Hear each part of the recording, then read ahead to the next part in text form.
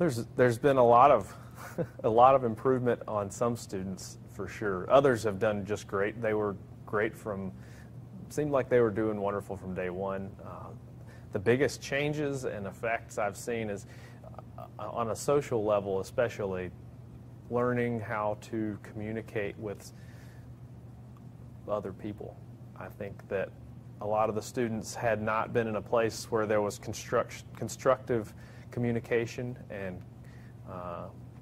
group work and collaboration in their life anywhere. And so to sit down in a classroom and learn how to have a meaningful discussion and learn how to have a discussion that's constructive, and that's been a skill that I've seen, especially the students I've worked with.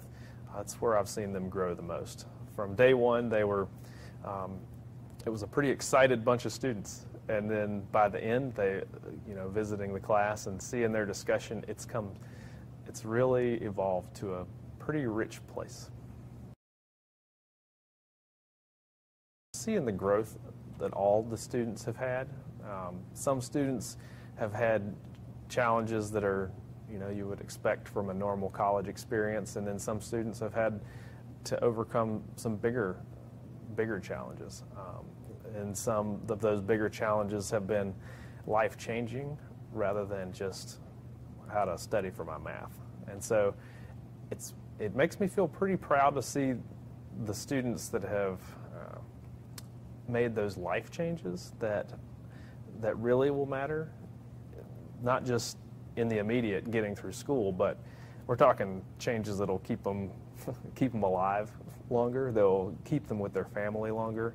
And so I like to see keep them with their family, period. I like to see those bigger life changes happening in these students. And, I wouldn't say that I had anything to do with it, but I think that the Village Project in general, just a safe place for those students to talk, to reach out for help. I think the community of support is what has helped the most in those situations. So as an intrusive advisor, I feel like my biggest job, because I'm not working on the academic side of advising, this is more on the affective side or the social side, the non-academic side of their experience at school. And I don't have all the answers.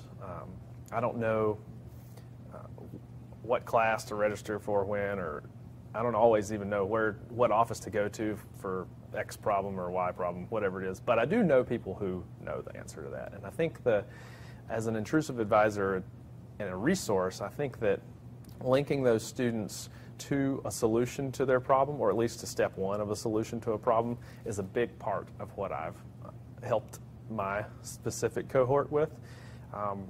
Reaching out in general, I think, is another big piece of the job. And I like that because a lot of the students don't have anybody reaching out and asking them, how's it going? How's your school? How's your life? How are you paying your rent? Do you have a place to live? And so when I find out in asking that, no, I don't have a place to live, well, how would that problem have solved itself or been solved if someone hadn't reached out and asked this person if they're okay? And so I like that is my job duty, to ask these things. It seems pretty basic and human to reach out to people and ask them how they're doing, but in the reality of it, there's so many people, we only have so much time in our jobs, and we all get caught up in our own job instead of thinking about the bigger picture and helping these students. So I really like that that's part of the job. Other pieces of the intrusive advisor role, I think it's what each person makes it. I think that I enjoy talking to these kids, so I just start conversations. I could put together a calendar list of these dates I'm going to reach out to these students, and I'm going to have this prescriptive approach, and that would work for some folks, but for me, I just like to let it unfold naturally and have these organic conversations that, like I was saying earlier, if we bump into them waiting for a sandwich in the sub, then that's a good time to talk about anything. And to be able to, have a set group of students to have this conversation with is good for me. I love this. This really makes me feel good. But I think that they need somebody to talk to as well. And so I feel like I'm lucky to be in a role that affords that.